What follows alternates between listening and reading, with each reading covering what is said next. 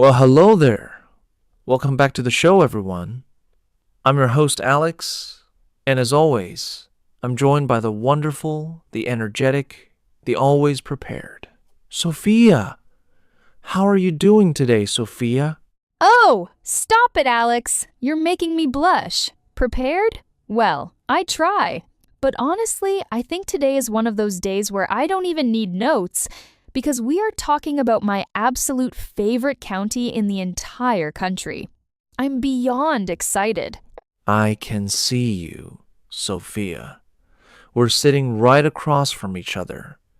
And you're right. You do look like you've had about 5 shots of espresso. But I get it. Yilan is special. It's got that, I don't know, that vibe. You know what I mean? Oh, for sure. It's the vibe. That's a great word, actually. For our listeners who are learning English, vibe is short for vibration, but we use it to describe the feeling or the atmosphere of a place. And Yilan?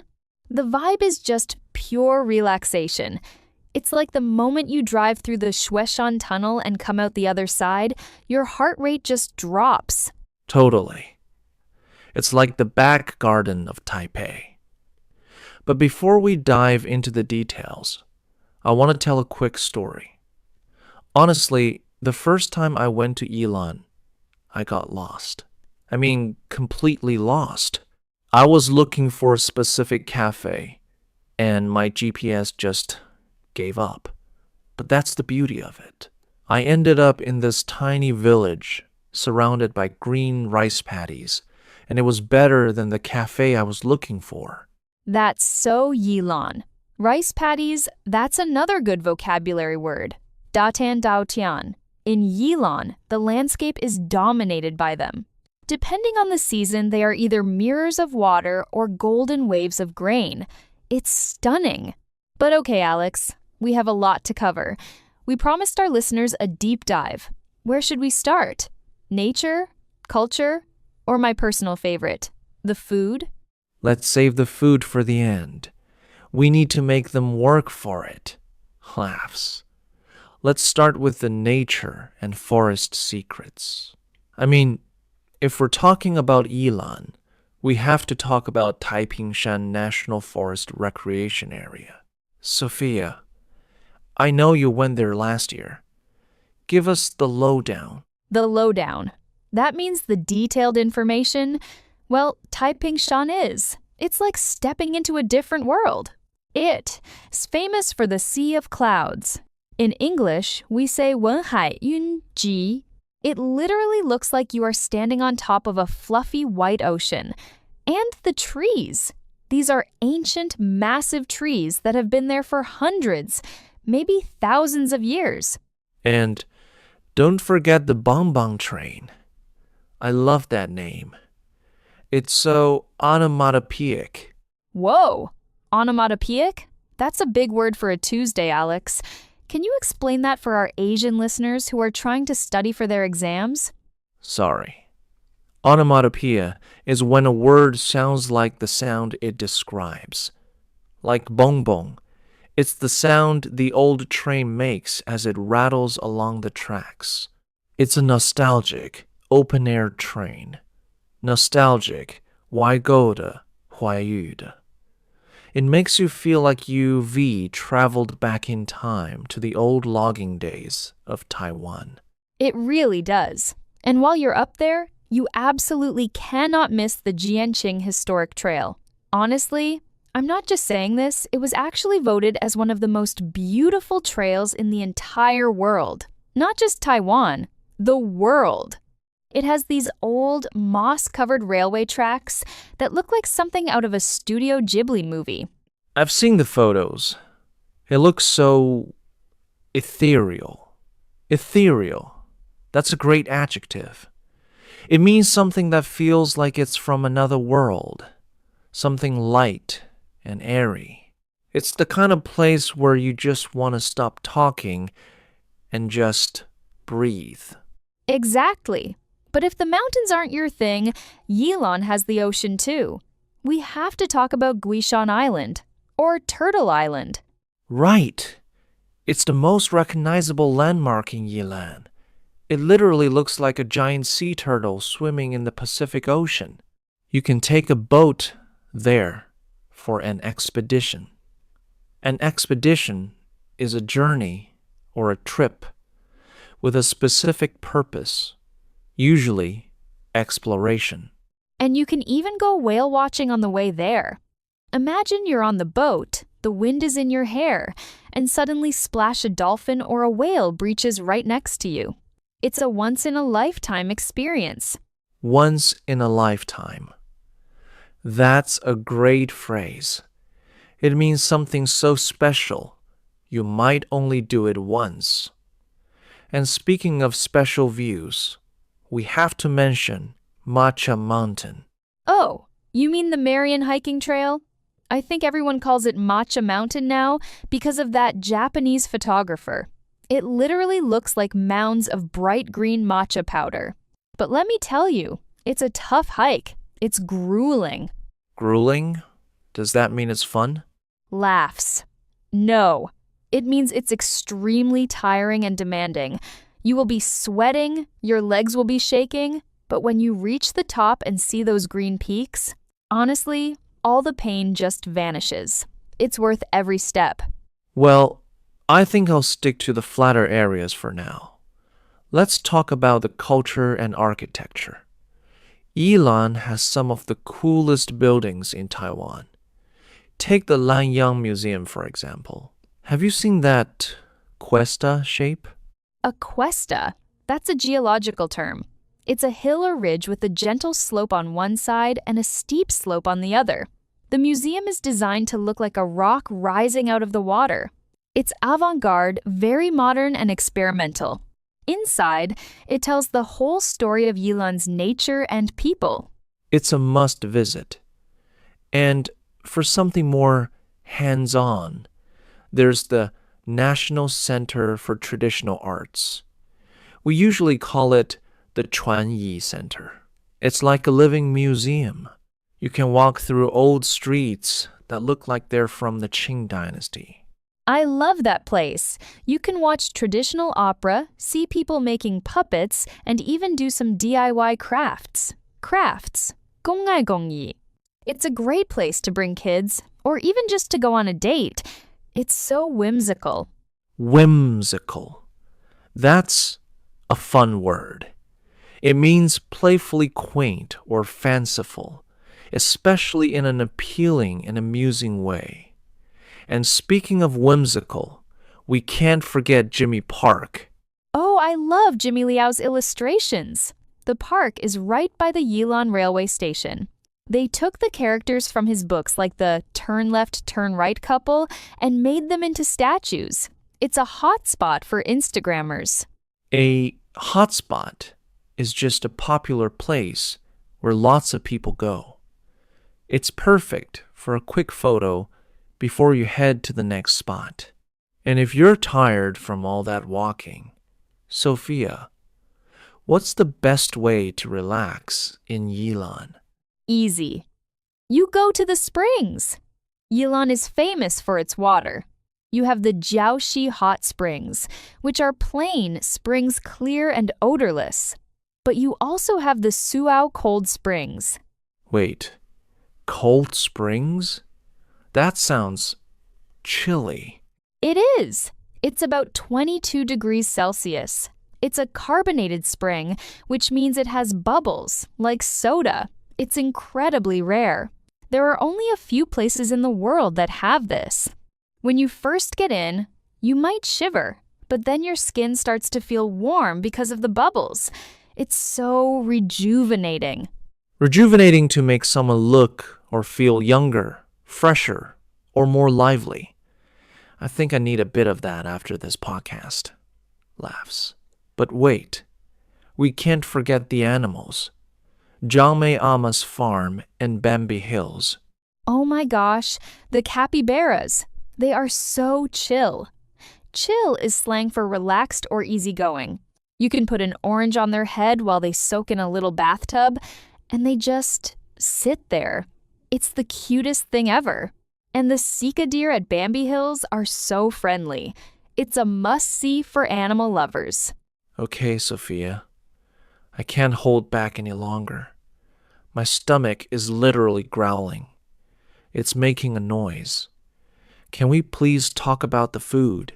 Laughs I thought you'd never ask. Yilan food is all about gu zhao wei, that old school or ancient taste. It's very traditional and very local. Let's talk about the 3 treasures of Yilan. First, gaozha gaojia. Now, this one is interesting. It looks like a little fried golden cube, but inside, it's almost liquid. It's made from chicken, pork, and shrimp broth that's been thickened and then fried. There's a saying that gaozha represents the people of Yilan. On the outside, it looks cool and calm, but on the inside, it's piping hot and passionate. Piping hot. That means extremely hot. So, if you try it, don't just pop the whole thing in your mouth, or you'll be in a lot of pain. Take a tiny bite first. Next is buru boro. This is basically deep-fried pork strips. The name bu comes from the Hokkien word for fried. It's crispy, it's a little bit sweet, and it's so addictive. Addictive. Something you can't stop eating. I could eat a whole mountain of buru. And to wash it down, you need some shilu ru. Now, don't be fooled by the name.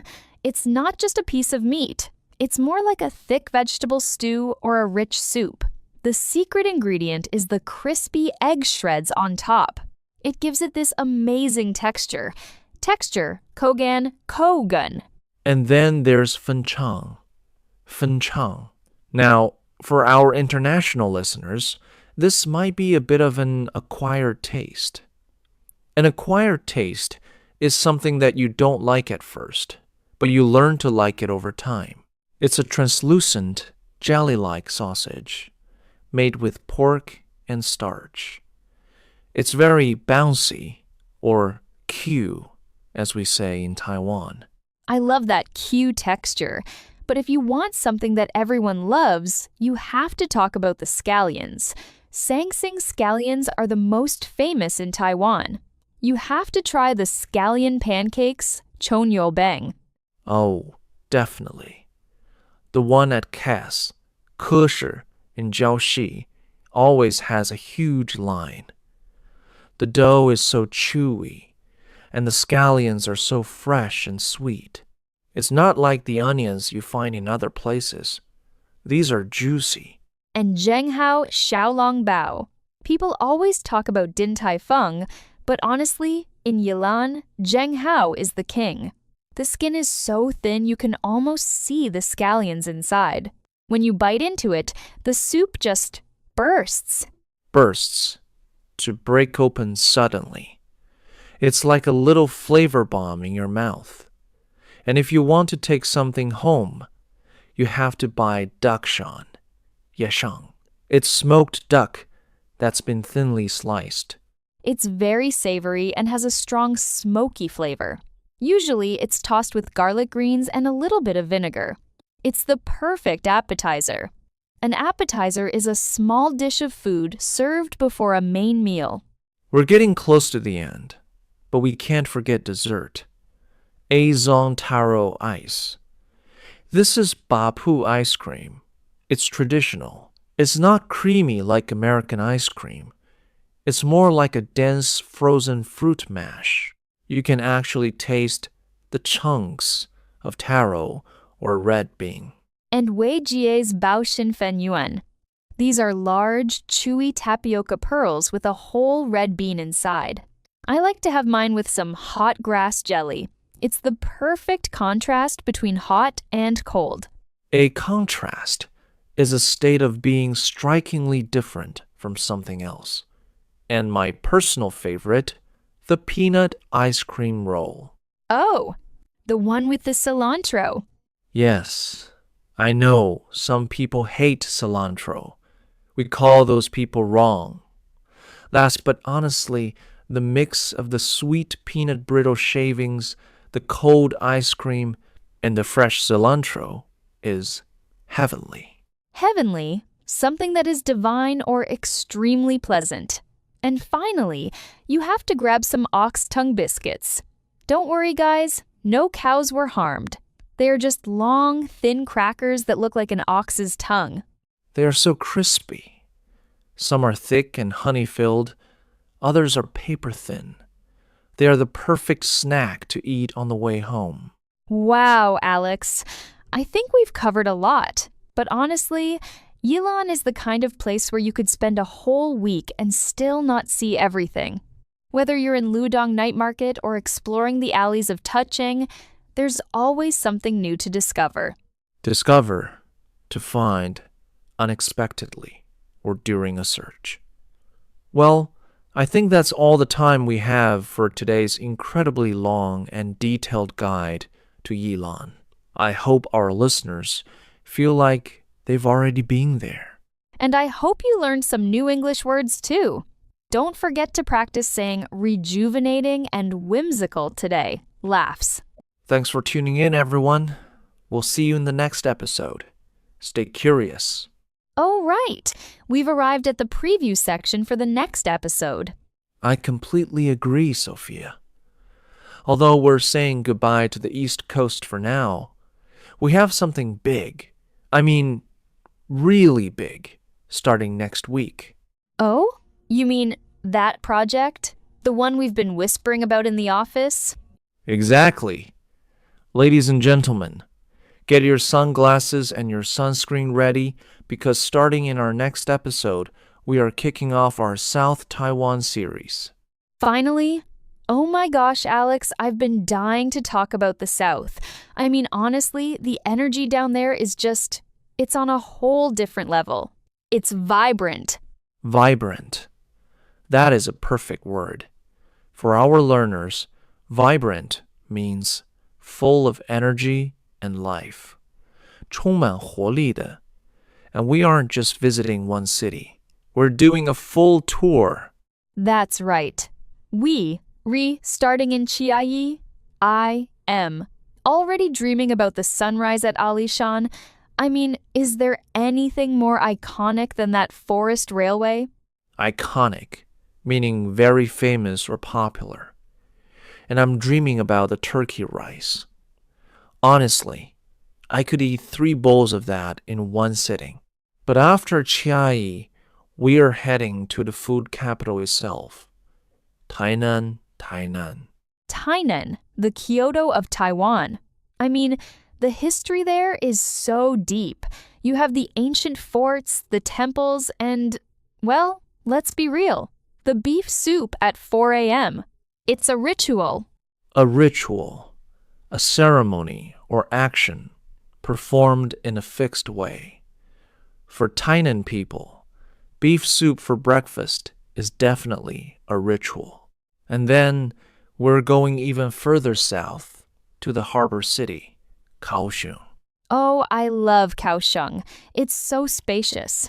Everything is big, the roads, the art centers like Pier 2 and the Love River. It feels so modern, but also very gritty and real. Gritty is an interesting word. It usually describes something that shows the raw, tough, or real side of a place. It's got character. And finally, we're ending the series at the very tip of the island, Pingtung, Pingdong. Kenting! I can already feel the sand between my toes. We're talking about tropical vibes, surfing, and the famous Wanluan pigs trotters. Honestly, I'm going to need a bigger belt after this series.